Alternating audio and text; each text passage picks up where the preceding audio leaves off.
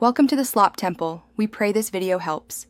In this video, I will show how to make beer can chicken on a smoker, full guide. Start by gathering a whole chicken, beer can, dry rub, and a reliable smoker. Trim excess skin and pat the bird dry so the rub adheres well. Apply a generous layer of seasoning under and over the skin for flavor. Let the chicken sit while your smoker reaches temperature for consistent cooking. Prepare the chicken with care and a gentle touch to lock in moisture and flavor.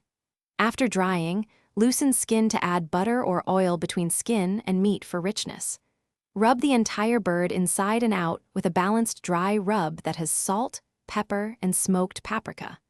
Let the seasoned chicken rest at room temperature while your smoker comes up to the target heat for an even cook. Smoking takes patience and steady heat to get that tender, smoky result every time. Set the chicken upright on the beer can and position it over a drip pan to catch drips. Maintain 225 degrees F with indirect smoke and monitor with a probe thermometer in the thickest thigh. Plan for a total cook time around 2 to 3 hours depending on size, and resist opening the smoker often to preserve smoke and temperature. Thanks for watching.